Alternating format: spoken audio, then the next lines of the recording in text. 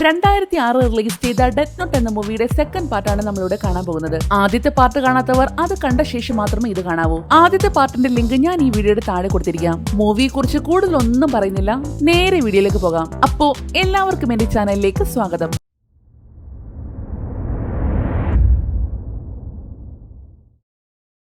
സിനിമയുടെ തുടക്കത്തിൽ ഒരു പെൺകുട്ടിയെ ആരോ കൊല്ലാനിട്ട് ഓട്ടിക്കുന്നതായിട്ടാണ് കാണിക്കുന്നത്. അയാള് തന്റെ കയ്യിലുള്ള കത്തിയുമായിട്ട് അവളെ കുത്താനായിട്ട് വന്നതും അടുത്ത നിമിഷം തന്നെ ഹാർട്ട് അറ്റാക്ക് വന്ന് അയാളെ കുഴഞ്ഞു വീണ് മരിക്കുന്നു. തന്റെ കണ്ണിന് മുന്നിൽ വെച്ച് അയാളെ കുഴഞ്ഞു വീണ് മരിച്ചത് കണ്ടതും ആകെ ഞെട്ടി നിൽക്കുകയാണ് പെൺകുട്ടി. ഇവളാണ് നമ്മുടെ ഈ മൂവിയിലെ നായിക. പേര് അമാന. ആകെ ഷോക്കായിട്ട് നിൽക്കുന്ന സമയത്താണ് പെട്ടെന്ന് അവളുടെ മുന്നിലേക്കായിട്ട് ഒരു ബുക്ക് വന്നു വീഴുന്നത്.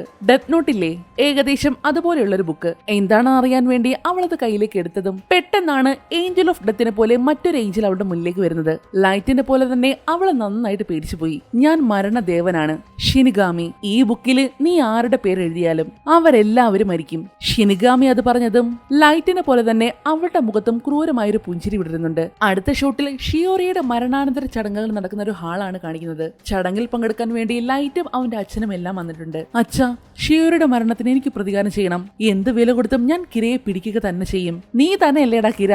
അതും പറഞ്ഞ് റിയോക്ക് അവനെ കളിയാക്കി ചിരിക്കുന്നുണ്ട്. അടുത്ത ഷൂട്ടിൽ ഒരു ന്യൂസ് ചാനലാണ് കാണിക്കുന്നത്. കുറച്ചു നാളു മുന്നേ ഒരു പെൺകുട്ടി കൊല്ലപ്പെട്ടിരുന്നു. പക്ഷേ തെളിവില്ലാത്തതിന്റെ പേരിൽ ആ പ്രതി രക്ഷപ്പെടുകയാണ് ചെയ്തത്. എന്നാൽ ഇപ്പോൾ അയാളെ ഹൃദയാഘാതം വന്ന് മരിച്ച നിലയിൽ കണ്ടെത്തിയിരിക്കുന്നു. ആ കൊലപാതകവും കിര ചെയ്തെന്നാണ് എല്ലാവരും പറയുന്നതും. എന്നാൽ അതേ ന്യൂസ് ചാനലിൽ തന്നെ വർക്ക് ചെയ്യുന്ന മറ്റൊരു പെൺകുട്ടിക്ക് എന്തൊക്കെയോ ഡൗട്ട് ഉള്ളതുപോലെ. കിയോമി എന്നാണ് ഇവളുടെ പേര്. അടുത്ത ഷൂട്ടിൽ വദാരിയെയും ലൈറ്റിനെയുമാണ് കാണിക്കുന്നത്.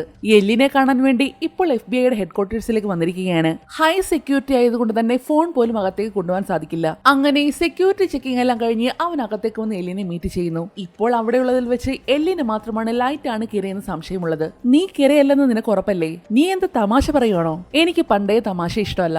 നിനക്കെന്താ എന്നെ ഇത്ര സംശയം? കാരണം ഞാൻ കണ്ടുപിടിച്ച എല്ലാ തെളിവുകളും നിന്നിലേക്കാണ് വിരൽ ചൂണ്ടുന്നത്. ശരി, ഞാൻ കിരയാണെന്ന് തന്നെ ഇരിക്കട്ടെ. ഞാൻ എങ്ങനെയായിരിക്കും ആൾക്കാരെ കൊല്ലുന്നത്? അത് ഞാൻ ഇതുവരെ കണ്ടുപിടിച്ചിട്ടില്ല. കണ്ടുപിടിക്കുന്നുണ്ടെന്ന് കേസ് അവസാനിക്കുമല്ലോ. ഡാ, നിന്റെ ആയുസിന്റെ പകുതി തന്നാ മതി. ഇവന്റെ പേരും ജാതകവും അടക്കം നിനക്ക് ഇപ്പൊ തന്നെ കാണാൻ പറ്റും. പക്ഷേ ലൈറ്റ് അതൊന്നും മൈൻഡ് കൂടി ചെയ്തില്ല. അടുത്ത സീനിൽ ഒരു ഫ്ലാഷ് ന്യൂസ് ആണ് കാണിക്കുന്നത്. ഞങ്ങൾക്ക് സെക്കൻഡ് കിര എന്ന് പറഞ്ഞ പേരിൽ നിന്നും 2 ടേപ്പുകൾ വന്നിട്ടുണ്ട്.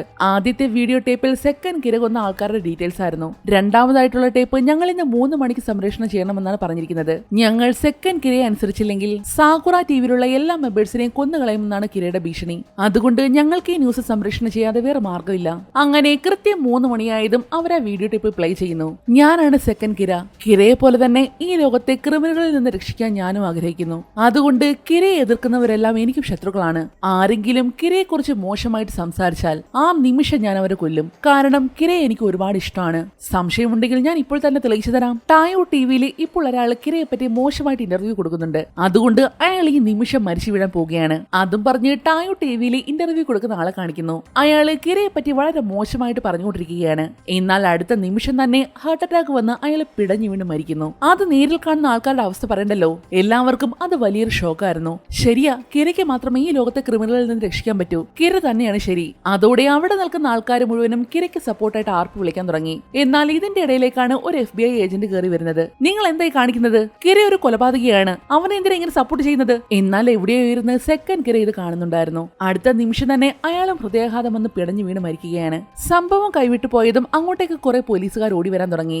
എന്നാൽ ആ വരുന്ന പോലീസുകാരെല്ലാം അതേ രീതിയിൽ തന്നെ കുഴഞ്ഞു വീണ് മരിച്ചുകൊണ്ടേയിരുന്നു. ഇത് കണ്ട് അങ്ങോട്ടേക്ക് ഓടാനിരുന്ന ഏജന്റുകൾ മുഴുവൻ ഏൽ തടഞ്ഞു. കാരണം ഇപ്പോൾ അവരവിടെ പോയാൽ അവരുടെയും അവസ്ഥ ഇത് തന്നെ. ഇതിൽ നിന്നും നമ്മുടെ എല്ലിനൊരു കാര്യം മനസ്സിലായി. എന്താന്ന് വെച്ചാൽ ആദ്യത്തെ കിരയ്ക്ക് ഒരാളെ കൊല്ലണമെങ്കിൽ അയാളുടെ പേര് മനസ്സിലാക്കണമായിരുന്നു. പക്ഷെ ഇപ്പോൾ സെക്കൻഡ് കിരയ്ക്കാണെങ്കിൽ ഒരാളെ കണ്ടാൽ മതി അയാളെ കൊല്ലാൻ. ഇപ്പോൾ ലൈവ് നടക്കുന്നിടത്തേക്ക് ആരും പോകണ്ട.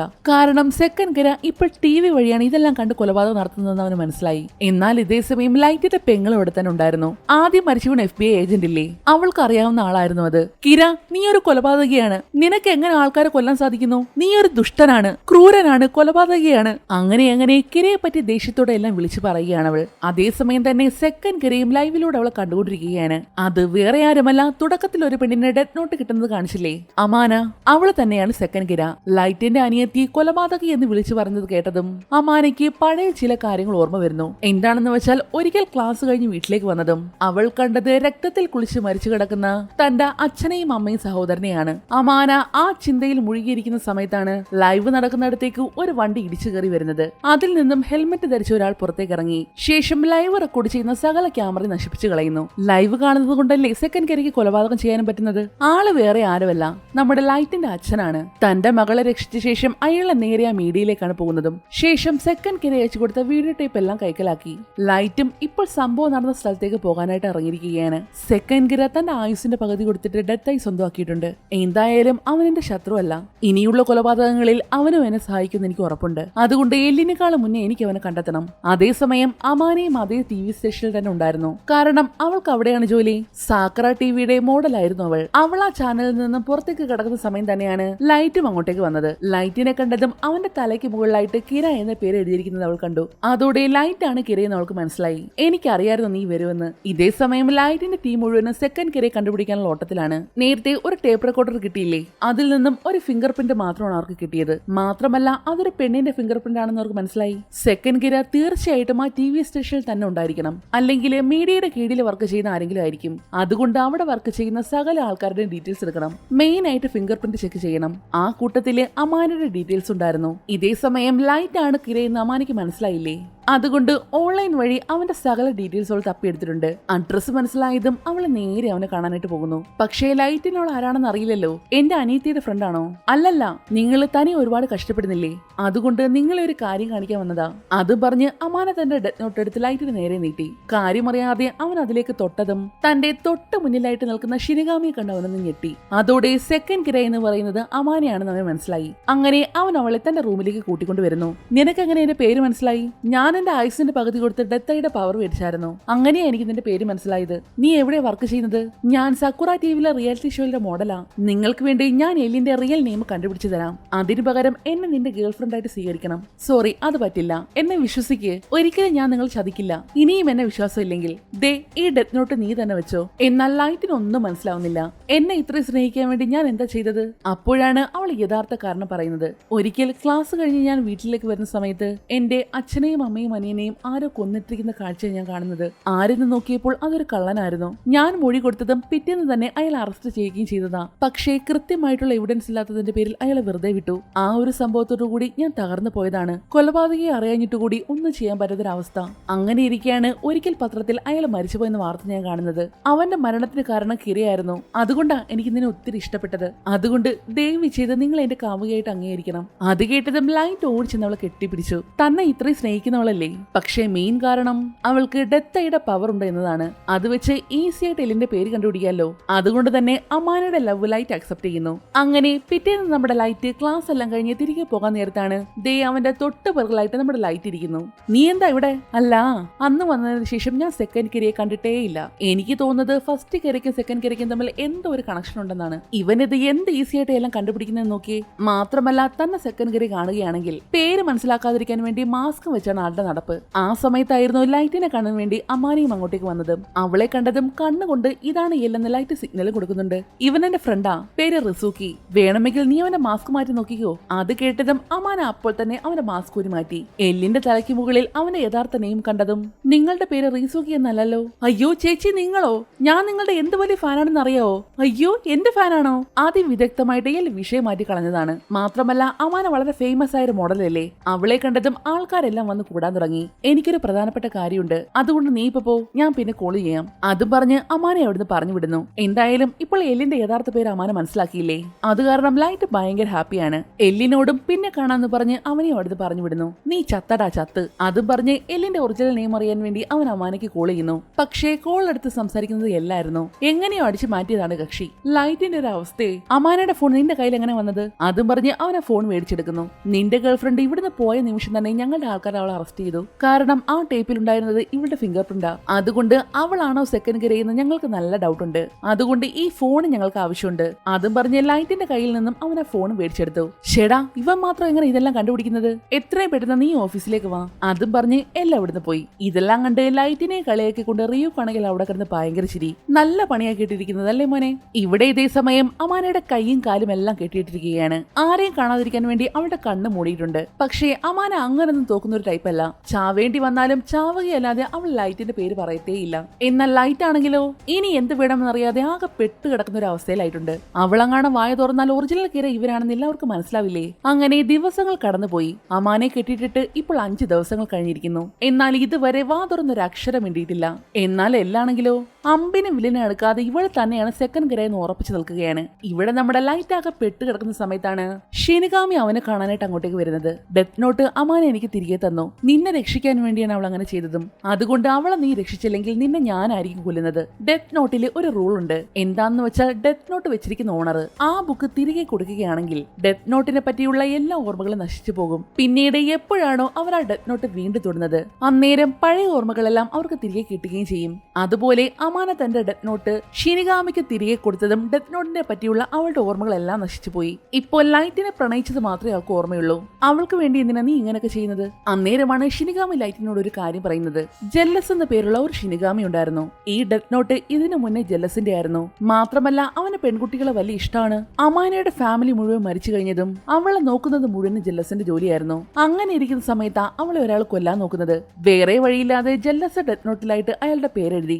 അതോടെ അയാൾ അവിടെ മരിച്ചു വീഴുന്നു. ആയുസിന്റെ കണക്കെടുക്കുകയാണെങ്കിൽ അമാന ആ നിമിഷം മരിക്കേണ്ടതായിരുന്നു. പക്ഷേ ഇപ്പോൾ ജെല്ലസ് കാരണം അവളുടെ ആയുസ് നീട്ടിക്കിട്ടിരിക്കുകയല്ലേ. ഒരിക്കലും ഒരു ഷിനിഗാമി ചെയ്യാൻ പാടില്ലാത്ത കാര്യമാണ്. അതുകൊണ്ട് നിയമം തെറ്റിച്ചത് കാരണം ജെല്ലസ് മണ്ണോട് മണ്ണായിട്ട് മാറിപ്പോകുന്നു. മരിക്കുന്നതിന് മുന്നേ അമാനയെ സംരക്ഷിക്കാൻ എന്നെയാണ് ഏൽപ്പിച്ചത്. ഇതുകൊണ്ടാണ് ഷിനിഗാമി അമാനയെ സംരക്ഷിക്കാൻ നോക്കുന്നതും. അടുത്ത ഷോട്ടിൽ ഒരു കാടിന്റെ നടുവിൽ നിന്നും 2 ഏഞ്ചൽസിനോട് സംസാരിക്കുന്ന ലൈറ്റിനെയാണ് കാണിക്കുന്നത്. ഷിനിഗാമിയോട് ലൈറ്റ് എന്തോ ഒരു കാര്യം പറയുന്നുണ്ട്. പക്ഷേ അത് എന്താണെന്ന് നമ്മൾ കാണിക്കുന്നില്ല.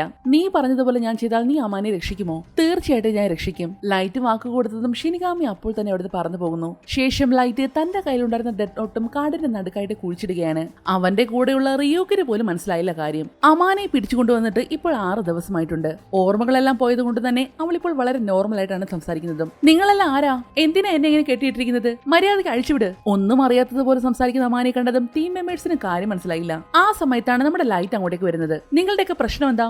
ഞാനാണ് കിരയെന്നാണോ നിങ്ങൾ ഇപ്പോഴും വിചാരിച്ചിരിക്കുന്നത്? എങ്കിൽ പിന്നെ എന്നെ കസ്റ്റഡിയിൽ വെക്ക്. അപ്പൊ നിങ്ങൾക്ക് മനസ്സിലാകുമല്ലോ ഞാൻ കിരയാണോ അല്ലയോ എന്ന്. അങ്ങനെ അവനെ കസ്റ്റഡിയിൽ വെക്കാൻ തീരുമാനമായി. ഇപ്പോ അവർക്ക് സംശയമുള്ള 2 കിരയും ഇവിടെ തന്നെ ഉണ്ട്. ഇവർ 2 അകത്ത് കിടക്കുന്ന സാഹചര്യത്തിൽ ഒരു കൊലപാതകം പുറത്തു നടക്കുകയാണെങ്കിൽ ഇവർ 2 പേരുമല്ല കിരയെന്ന് മനസ്സിലാകും. അങ്ങനെ ഇപ്പോൾ 2 ദിവസമായിട്ട് ലൈറ്റും കസ്റ്റഡിയിലാണ്. ഇതുവരെ വേറെ കൊലപാതകങ്ങളൊന്നും നടന്നിട്ടുമില്ല. അടുത്ത ഷൂട്ടിൽ കാണിക്കുന്നത് സക്കുറ ടിവിയിൽ ജോലി ചെയ്യുന്ന കിയോമി എന്നൊരു പെൺകുട്ടിയെയാണ്. തന്റെ ചാനലിൽ ഒരു ന്യൂസ് റീഡറായിട്ട് മാറണമെന്നാണ് അവളുടെ ആഗ്രഹം. പക്ഷേ ഇപ്പോൾ നിലവിലുള്ളത് മറ്റൊരു പെണ്ണാണ്. മാത്രമല്ല ആ പെണ്ണിനെ കിയോമിക്ക് ഒട്ടും ഇഷ്ടവുമല്ല.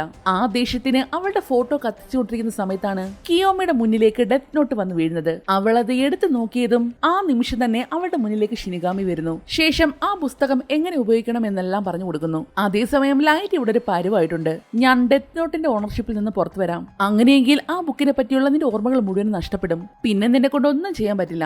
ഞാനെല്ലാം ചിന്തിച്ചു തന്നെ ചെയ്യുന്നത്. എന്ത് കുന്തോകിലി ചെയ്. അതും പറഞ്ഞ് അവന്റെ ഓർമ്മകൾ മുഴുവനും മാറ്റിയ ശേഷം റിയുക്ക് അവിടുന്ന് പോകുന്നു. അങ്ങനെ ഡെത്ത് നോട്ടിനെ പറ്റിയുള്ള എല്ലാ ഓർമ്മകളും ഇപ്പോൾ ലൈറ്റിന് നഷ്ടമായിരിക്കുകയാണ്. അതുകൊണ്ട് തന്നെ കിര ഇവനാണെന്ന് അവൻ അറിയില്ല. ഇപ്പൊ ഒരേ ഒരു കാര്യം മാത്രമാണ് ലൈറ്റിന് ഓർമ്മയുള്ളത്. എന്താണെന്ന് വെച്ചാൽ തന്റെ കാമുകിക്ക് വേണ്ടി താൻ കിരയല്ലെന്ന് പ്രൂവ് ചെയ്യാൻ വേണ്ടിയാണ് താൻ ഇവിടെ വന്ന് കിടക്കുന്നത്. അത് മാത്രമാണ് ഇപ്പോൾ ലൈറ്റിന്റെ ഓർമ്മയിലുള്ളതും. അവിടെ നിൽക്കുന്ന പോലീസുകാരോടും താൻ കിരയല്ലെന്ന് പറയുന്നുണ്ട് ലൈറ്റ്. ഇവിടെ ഇതേ സമയം കിയോമിയും ഡെത്ത് നോട്ട് ഉപയോഗിച്ച് ആൾക്കാരെ കൊല്ലാൻ തുടങ്ങിയിട്ടുണ്ട്. ഇത് എല്ലാം മറ്റ് പോലീസുകാരെ എല്ലാം കാണുന്നു. അത് കാണുന്ന എല്ലാവരും എന്തായിരിക്കും വിചാരിക്കുന്നത്? ലൈറ്റ് കിരയല്ലെന്നല്ലേ? അല്ല, എന്തോ നടന്നിട്ടുണ്ട്. എനിക്ക് തോന്നുന്നത് ഇവരുടെ ശക്തി മുഴുവനും വേറെ ആർക്കോ കിട്ടിയെന്നാ. അതിന്റെ കൂടെ ഇവരുടെ ഓർമ്മകളെല്ലാം മാഞ്ഞു പോയിട്ടുണ്ട്. നല്ല കൃത്യമായിട്ട് എല്ലാ കാര്യങ്ങളെല്ലാം പറയുന്നു. പക്ഷേ അവന്റെ കയ്യിൽ തെളിവൊന്നുമില്ലല്ലോ. അതുകൊണ്ട് തന്നെ അമാനെ ലൈറ്റിനെ റിലീസ് ചെയ്യേണ്ടി വന്നു. എന്നാൽ മറ്റൊരു സൈഡിൽ കിയോമി ആണെങ്കിൽ കൊലപാതകങ്ങൾ ഇങ്ങനെ തുടർന്നുകൊണ്ടേയിരിക്കുന്നു. പക്ഷേ എത്രയൊക്കെ ശ്രമിച്ചിട്ടും അവൾക്ക് ആ ചാനലിൽ മാത്രം ന്യൂസ് റീഡർ ആവാൻ സാധിച്ചില്ല. നിലവിലെ പെൺകുട്ടി തന്നെയാണ് ഇപ്പോൾ ന്യൂസ് വായിക്കുന്നത്. ആ ദേഷ്യത്തിന് ആ പെണ്ണിന്റെ പേരും കൂടി അങ്ങ് ഡെത്ത് നോട്ടിലോട്ട് എഴുതി. പിന്നെ പറയണ്ടല്ലോ, അതിന്റെ കാറ്റും ഹുദാഹവ. അതോടെ കിയോമി ആഗ്രഹിച്ചതുപോലെ തന്നെ അവൾ ന്യൂസ് റീഡറായി മാറുകയും ചെയ്തു. ഇവിടെ ഇതേ സമയം കിരയെ കണ്ടുപിടിക്കാനുള്ള കൊണ്ടുപിടിച്ച ഓട്ടത്തിലാണ്. ലൈറ്റിനാണെങ്കിൽ താൻ ഇപ്പോൾ ഈ ടീമിൽ ചേർന്നിരിക്കുന്നതിന്റെ കാരണം കിരയെ കണ്ടുപിടിക്കാൻ മാത്രമാണ് എന്നുള്ളതാണ് അവന്റെ ഓർമ്മ. നമ്മൾ കരുതിയിരിക്കുന്നത് എല്ലാം മാത്രമാണ് ഭയങ്കര ബുദ്ധിശാലി എന്നല്ലേ? എന്നാൽ അവനേക്കാളും ബ്രില്യന്റ് ആയിരുന്നു ലൈറ്റ്. ആദ്യം തന്നെ കൊലപാതകം ചെയ്യുന്നത് ഒരാണാണോ പെണ്ണാണോ എന്നവൻ കണ്ടെത്തുന്നു.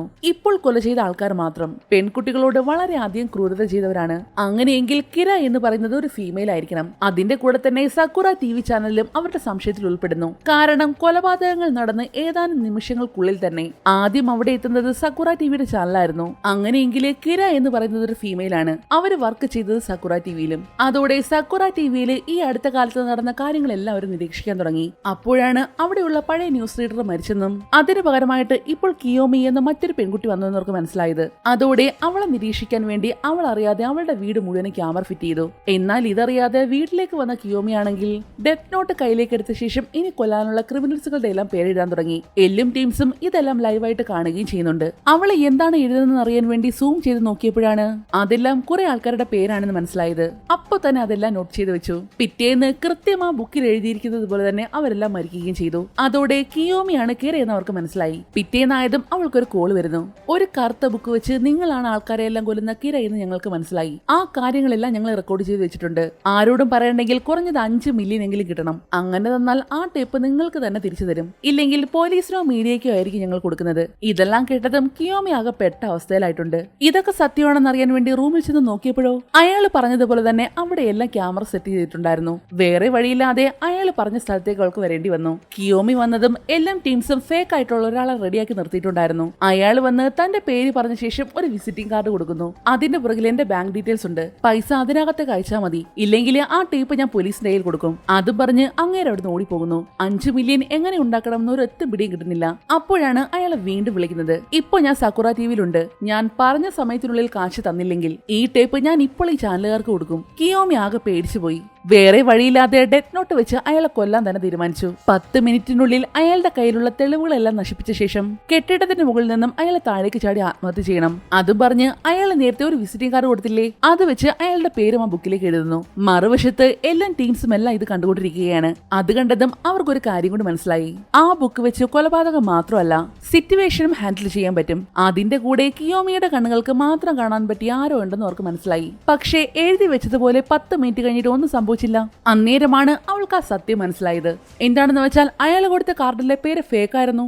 ദേഷ്യത്തിന്റെ ഉച്ചസ്ഥായിലെത്തിയതും ഷിനിഗാമിക്ക് തന്റെ ആയുസിന്റെ പകുതി കൊടുത്ത് അവൾ ഡെത്തയുടെ പവർ മേടിക്കുന്നു. അതുകൊണ്ട് ഇനി അവൾക്ക് ആൾക്കാരെ കാണുന്ന നിമിഷം തന്നെ അവരുടെ പേര് മനസ്സിലാകും. പവർ കിട്ടിയതും അടുത്ത നിമിഷം തന്നെ അയാളെ നേരിട്ട് കണ്ട് കൊന്നുകളയാൻ വേണ്ടി അവളെ നേരെ പോകുന്ന സക്കുറ ടിവിയിലേക്കാണ്. എന്നാൽ അവിടെ ചെന്നതും ഒരൊറ്റ മനുഷ്യനോട് ഉണ്ടായിരുന്നില്ല. പെട്ടെന്നാണ് തലയിൽ ഹെൽമെറ്റ് ഒക്കെ ഇട്ട 2-3 ആൾക്കാർ ഓടി വന്നവളെ പിടിക്കുന്നത്. ആ നിമിഷമാണ് ഇത് തന്നെ പിടിക്കാൻ വേണ്ടിയുള്ള ഒരു ട്രാപ്പ് ആണെന്ന് അവൾക്ക് മനസ്സിലായത് പോലും. നമ്മുടെ എല്ലാം ലൈറ്റും എല്ലാം അവിടെ തന്നെ ഉണ്ടായിരുന്നു. വേറെ വഴിയില്ലാതെ അവർ ചോദിച്ചതും അവൾക്ക് ഡെത്ത് നോട്ടിനെ പറ്റി എല്ലാം പറയേണ്ടി വന്നു. പറഞ്ഞത് സത്യമാണെന്ന് അറിയണ്ടേ, അതിനുവേണ്ടി ഓരോരുത്തരായിട്ട് ഡെത്ത് നോട്ട് തൊട്ടു നോക്കാൻ തുടങ്ങി. ബുക്ക് തൊടുന്നവർക്കെല്ലാം ഷിനിഗാമിയെ കാണാനും പറ്റി. ആദ്യമായിട്ട് അങ്ങനെ ഒരു രൂപം കാണുന്ന ഒരു അവസ്ഥ എന്തായിരിക്കും? അവസാനമായിട്ട് ലൈറ്റ് ആ ബുക്ക് തൊട്ട് നോക്കിയതും ഇതുവരെ മാഞ്ഞു പോയിരുന്ന ആ ഡെത്ത് നോട്ടിനെ പറ്റിയുള്ള സകല ഓർമ്മകളും അതിന് തിരിച്ചു വരുന്നു. ഒരു തവണ ഡെത്ത് നോട്ടിനെ പറ്റിയുള്ള ഓർമ്മകളെല്ലാം മാഞ്ഞു പോയാൽ വീണ്ടും അവർ ആ ബുക്ക് തൊടുമ്പോൾ പഴയ ഓർമ്മകളെല്ലാം തിരികെ വരുമെന്നാണ്. അതുപോലെ തന്നെ താൻ കയറിയാണെന്നും എല്ലാം ഇപ്പോൾ ലൈറ്റിന് ഓർമ്മ വന്നിരിക്കുന്നു. അപ്പോ ഞാൻ പ്ലാൻ ചെയ്തതുപോലെ തന്നെ എല്ലാം കൃത്യമായിട്ട് നടന്നിരിക്കുന്നു. എന്ന് വെച്ചാൽ ഇത് മുഴുവനും ലൈറ്റിന്റെ പ്ലാൻ ആയിരുന്നു. കുറച്ചു ദിവസം മുന്നേ അവൻ കാട്ടിൽ വെച്ച് ഷിനിഗാമിയോട് സംസാരിച്ചില്ലേ, അമാന ഈ ബുക്ക് നിനക്ക് തന്നെ തിരികെ തന്നില്ലേ, അതുകൊണ്ട് ഈ ബുക്കുമായിട്ട് ഇപ്പോൾ അവൾക്ക് ഒരു ബന്ധമില്ല.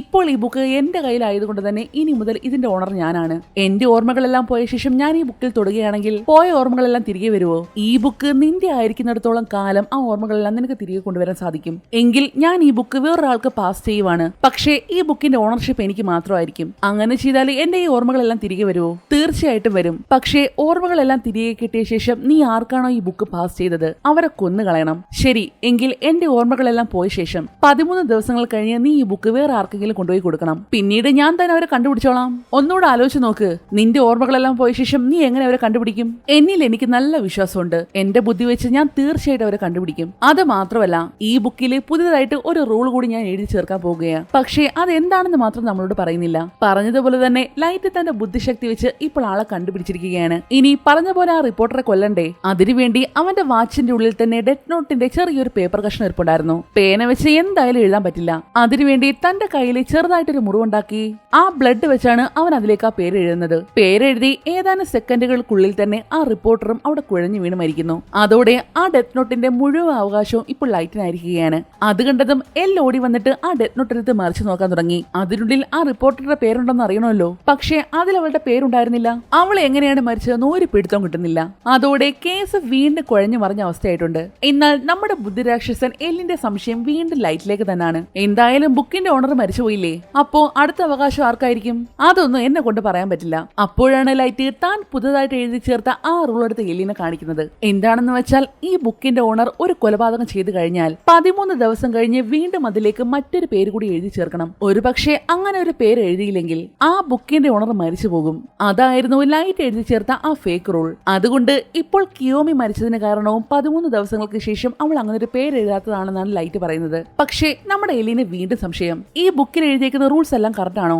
അവന്റെ ചോദ്യം കേട്ടതും ആണെന്നാണ് ഷിനിഗാമി പറയുന്നത്. അങ്ങനെ പിറ്റേന്നായതും നമ്മുടെ അമാനെ റിലീസ് ചെയ്യുന്നു. പോകുന്നതിന് മുന്നേ രഹസ്യമായിട്ട് താൻ കുഴിച്ചിട്ട ബുക്കിനെ പറ്റിയും ലൈറ്റ് അവളോട് പറയുന്നുണ്ട്. അന്ന് രാത്രി ലൈറ്റ് പറഞ്ഞതുപോലെ തന്നെ അവൾ കുഴിച്ചിട്ടെടുത്തതെന്ന് ആ ബുക്ക് എടുക്കുകയും ചെയ്തു. ആ ഡെത്ത് നോട്ടിലേക്ക് അവൾ തൊട്ടതും മറഞ്ഞുപോയ ഡെത്ത് നോട്ടിനെ പറ്റിയുള്ള അമാനയുടെ ഓർമ്മകളെല്ലാം അവൾക്ക് വീണ്ടും തിരികെ വരുന്നു. ആ ബുക്കില് അവൾക്ക് വേണ്ടി ലൈറ്റ് എഴുതിയ മറ്റൊരു ലെറ്ററും കൂടി ഉണ്ടായിരുന്നു. അമാന, ഈ ലെറ്റർ വായിക്കുന്ന സമയത്ത് നിനക്ക് ഓർമ്മകളെല്ലാം തിരികെ വന്നിട്ടുണ്ടായിരിക്കും. അന്ന് നീ കോളേജിൽ വന്ന് കാണുന്ന സമയത്ത് എന്റെ ഫ്രണ്ട് ആണെന്ന് പറഞ്ഞു ഒരുത്തിനെ ഞാൻ പരിചയപ്പെടുത്തിയില്ലേ, അതാണ് എല്ല്. അവന്റെ യഥാർത്ഥ പേര് നീ തീർച്ചയായിട്ടും കണ്ടിട്ടുണ്ടായിരിക്കും. അതുകൊണ്ട് എത്രയും പെട്ടെന്ന് അവന്റെ പേര് നീ ആ ഡെത്ത് നോട്ടിലേക്ക് എഴുതണം. അവൻ മരിച്ചുപോയി കഴിഞ്ഞാൽ പിന്നെ നമ്മളെ തടുക്കാൻ ആരും ഉണ്ടായിരിക്കില്ല. അങ്ങനെ പറഞ്ഞതുപോലെ തന്നെ അവൾ വീട്ടിലേക്ക് വന്ന് ഡെത്ത് നോട്ടിൽ എല്ലിന്റെ പേര് എഴുതാനുള്ള പരിശ്രമത്തിലാണ്. പക്ഷേ എത്രയൊക്കെ ശ്രമിച്ചിട്ടും എല്ലിന്റെ യഥാർത്ഥ പേര് മാത്രം ഓർമ്മ വരുന്നില്ല. ഷേ, ഇനി എന്ത് ചെയ്യും? ലൈറ്റ് അറിഞ്ഞാൽ അത് അവന് വലിയ സങ്കടമാവില്ലേ? അവന് വേണ്ടി അവള് വീണ്ടും ഡെത്ത് ഐയുടെ പവർ ഉപയോഗിക്കാൻ തീരുമാനിച്ചു. ഓൾറെഡി ഇവളുടെ കയ്യിൽ ഡെത്ത് ഐയുടെ പവർ ഉണ്ടായിരുന്നതല്ലേ, പക്ഷേ അത് മറ്റേ ഡെത്ത് നോട്ടായിരുന്നു. ഇതിപ്പോൾ ലൈറ്റിന്റെ ബുക്കല്ലേ, അതിൽ ഡെത്ത് ഐയുടെ പവർ വേണമെങ്കിൽ വീണ്ടും ആയുസിന്റെ പകുതി കൊടുക്കേണ്ടി വരും. ലൈറ്റിന് വേണ്ടി അവള് വീണ്ടും തന്റെ ആയുസിന്റെ പകുതി കൊടുത്ത് ആ പവർ സ്വന്തമാക്കി. അതേസമയം ഇവിടെ നമ്മൾ എലിയനാണെങ്കിലോ പുതിയതായിട്ടുണ്ടാക്കിയ ആ നിയമത്തിൽ നല്ല സംശയമുണ്ട്. ഈ റൂള് നമുക്ക് 2 ക്രിമിനൽസിനെ വെച്ച് ചെക്ക് ചെയ്യാം. എന്താണെന്ന് വെച്ചാൽ ക്രിമിനൽ എ കൊണ്ട് ക്രിമിനൽ ബിയുടെ പേര് ആ ബുക്കിൽ എഴുതിപ്പിക്കണം. അപ്പോ ക്രിമിനൽ ബി മരിച്ചു പോകും. 13 ദിവസം കഴിഞ്ഞ് ക്രിമിനൽ എയും ഓട്ടോമാറ്റിക്കലി മരിച്ചു പോവുകയാണെങ്കിൽ അതിൽ എഴുതിയിരിക്കുന്ന ആ റൂള് കറക്റ്റ് ആണ്, അല്ലെങ്കിൽ അത് ഫേക്ക്. ഇത് കേട്ടുകൊണ്ടിരുന്ന ലൈറ്റ് ആകെ പെട്ട അവസ്ഥയിലായി. എങ്ങനെ പോയാലും ഇവൻ പൂട്ടുവാണല്ലോ. അങ്ങനെ അത് ടെസ്റ്റ് ചെയ്യാൻ വേണ്ടി ലൈറ്റിന്റെ കയ്യിലുണ്ടായിരുന്ന ബുക്ക് അവന്റെ അച്ഛൻ നേരെ അമേരിക്കയിലേക്ക് കൊണ്ടുപോകാൻ തീരുമാനിച്ചു. അവിടെ വെച്ചിട്ടാണ് ഈ ബുക്ക് ടെസ്റ്റ് ചെയ്യുന്നത്. ഇനി നിന്റെ അടുത്ത പ്ലാൻ എന്താ?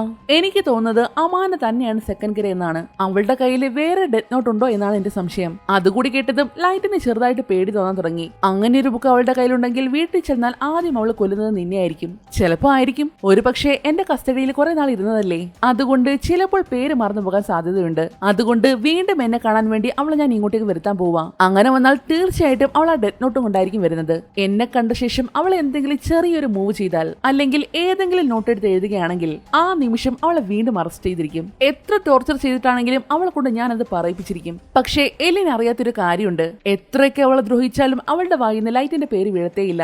മരിച്ചാ മരിച്ചെന്ന് കരുതത്തേ ഉള്ളൂ. എങ്കിലും അവൾ ലൈറ്റിനെ ഒറ്റിക്കൊടുക്കില്ല. കാരണം അവൾ അത്രയും അവനെ സ്നേഹിക്കുന്നുണ്ട്. ശരിയാ, ഇപ്പോൾ എനിക്ക് തോന്നുന്നു അമാനെയാണ് സെക്കൻഡ് ഗ്രേന്ന്. എങ്ങനെയെങ്കിലും അവളെ നമുക്ക് പിടിക്കണം. ലൈറ്റിന് പണ്ടേ അവന്റെ സ്വന്തം കാര്യം മാത്രമല്ലേ ഉള്ളൂ. എന്നാൽ ഇതെല്ലാം കേട്ടുകൊണ്ടിരുന്ന ഷിനിഗാമിക്ക് നല്ല ദേഷ്യം വരുന്നു. ഇത്രയും കാലം ഞാൻ നിന്നെ സപ്പോർട്ട് ചെയ്യാൻ കാരണം അമാനെയാണ്. അവളുടെ ജീവൻ രക്ഷിച്ച് നീ അവളെ നന്നായിട്ട് നോക്കുമെന്ന് കരുതി. എന്നാൽ ഇപ്പോൾ നീ തന്നെയാണ് അവൾക്ക് ആപത്ത് കൊണ്ടുവന്നിരിക്കുന്നത്. അവസാനം നീ എന്നെ പറ്റിച്ചതല്ലേ? ഇതേ സമയം വദാരി അമാനെയും കൊണ്ട് ഇപ്പോൾ എല്ലിന്റെ അടുത്തേക്ക് വന്നുകൊണ്ടിരിക്കുകയാണ്. ഏത് നിമിഷം വേണമെങ്കിലും അവൾ എല്ലിന്റെ പിടിയിലാകാം. അതറിയാവുന്നത് കൊണ്ട് തന്നെ ഷിനിഗാമി ഒരു തീരുമാനമെടുക്കുന്നു. എങ്ങനെയെങ്കിലും അമാനെ രക്ഷിച്ചേ പറ്റൂ. അതിനുവേണ്ടി അത് തന്റെ ജീവൻ കളയുകയാണ്. എന്നാൽ അതിനു മുന്നേ ഡെത്ത് നോട്ടിലായിട്ട് എല്ലിന്റെ പേരും വദാരിയുടെ പേരും എഴുതി വെക്കുന്നുണ്ട്. ലൈറ്റ്, നീ നല്ലവനാണെന്ന് ഞാൻ കരുതി, പക്ഷേ ഇങ്ങനെ ചെയ്യുമെന്ന് ഞാൻ വിചാരിച്ചതേ ഇല്ല. അടുത്ത നിമിഷം തന്നെ അത് മണ്ണോട് മണ്ണായി പോകുന്നു. എന്തുകൊണ്ട് ലൈറ്റിന്റെ പേര് എഴുതിയില്ലെന്നല്ലേ? കാരണം അമാനയുടെ ലോകം തന്നെ അവനാണ്. ലൈറ്റ് ഇല്ലെങ്കിൽ അമാനയില്ല.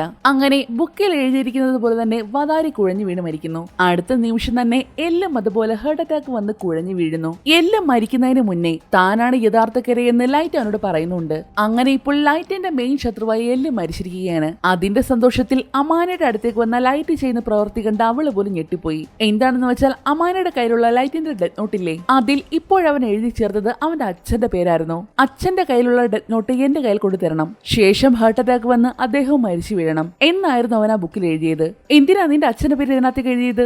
നമ്മൾ കുറച്ച് നഷ്ടങ്ങൾ സഹിച്ചാൽ മാത്രമേ ഇതെല്ലാം നേരെയാക്കാൻ പറ്റൂ. അങ്ങനെ ലൈറ്റ് ബുക്കിൽ എഴുതിയതുപോലെ തന്നെ അവന്റെ അച്ഛൻ അങ്ങോട്ടേക്ക് വരുന്നു. താ അച്ഛ, ആ ഡെത്ത് നോട്ട് എന്റെ കയ്യിലേക്ക് താ. അത് പറഞ്ഞതും അയാൾ തന്റെ കയ്യിലുള്ള പെട്ടി തുറന്നവനെ കാണിക്കുന്നു. പക്ഷേ അതിൽ ഡെത്ത് നോട്ട് ഉണ്ടായിരുന്നില്ല. ഞാൻ എല്ലാം കാണുന്നുണ്ടായിരുന്നു light, you are under arrest. അത് പറഞ്ഞ് അടുത്ത നിമിഷം തന്നെ അവിടെ മുഴുവനെ പോലീസ് വളയുന്നു. ഇപ്പോഴാണ് ഒരു വമ്പൻ ട്വിസ്റ്റ്. എന്താണെന്ന് വെച്ചാൽ നമ്മുടെ എല്ലി ഇപ്പോഴും ജീവനോട് തന്നെ ഉണ്ട്. അവനെ ജീവനോടെ കണ്ട ലൈറ്റിന്റെ അവസ്ഥ പറയണ്ടല്ലോ. ഞെട്ടി പണ്ടാരടങ്ങി നിൽക്കുവാണ്. ഇങ്ങനെ നടക്കാൻ ഒരു വഴിയില്ല. അതും പറഞ്ഞ് ആ ഡെത്ത് നോട്ടിലേക്ക് നോക്കിയപ്പോഴാണ് അത് ഫേക്ക് ആണെന്ന് അവന് മനസ്സിലായത്. അപ്പോ നീ എന്നെ ചതിക്കുമായിരുന്നല്ലേ? ഞാനാണോ നിന്നെ പറ്റിച്ചത്? നിന്നെ ഞാൻ എന്തുമാത്രം സ്നേഹിക്കുന്നുണ്ടെന്ന് അറിയാവോ? അവളൊന്നുമല്ല നിന്നെ പറ്റിച്ചത്. ഇത് കണ്ടോ, ഇതാണ് യഥാർത്ഥ ഡെത്ത് നോട്ട്. അവനത് തുറന്നു കാണിച്ചതും അതിൽ എല്ലിന്റെ പേര് എഴുതിയിട്ട് 23 ദിവസത്തിന് ശേഷം അവൻ മരിച്ചു പോകണമെന്ന് എഴുതിയിട്ടുണ്ട്. അവൻ അങ്ങനെ ആ ബുക്കിൽ എഴുതാൻ ഒരു കാരണമുണ്ട്. എല്ല് ആ ബുക്കിലെ റൂള് മുഴുവനും അരച്ച് കലക്കി കുടിച്ചേക്കുവാണ്. റൂൾ അനുസരിച്ച് ഒരു ഡെത്ത് നോട്ടിൽ ഒരാളുടെ പേര് എഴുതി കഴിഞ്ഞാൽ വീണ്ടും മറ്റൊരു ഡെത്ത് നോട്ടിൽ അയാളുടെ പേര് എഴുതാൻ പാടില്ല. ഒരു പക്ഷേ അങ്ങനെ എഴുതുകയാണെങ്കിൽ അവരുടെ ജീവൻ ആപത്തും വരില്ല.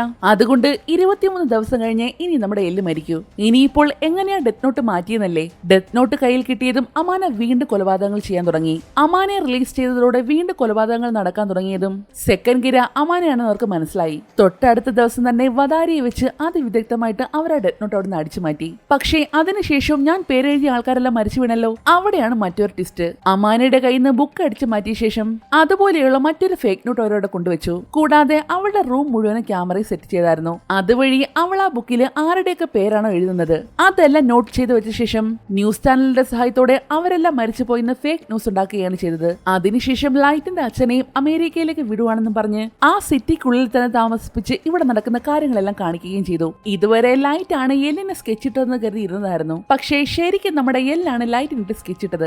എങ്ങനെയെങ്കിലും രക്ഷപ്പെട്ടല്ലേ പറ്റൂ.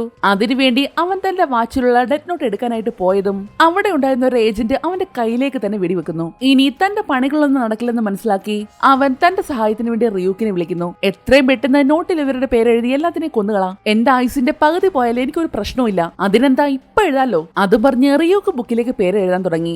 അത് കണ്ട് എല്ലാവരും റിയോക്കിനെ ചാറ പറന്ന് വെടിവെക്കുന്നുണ്ട്. പക്ഷേ ഒരു ബുള്ളറ്റ് പോലും അതിന്റെ ദേഹത്ത് കൊള്ളുന്നില്ല.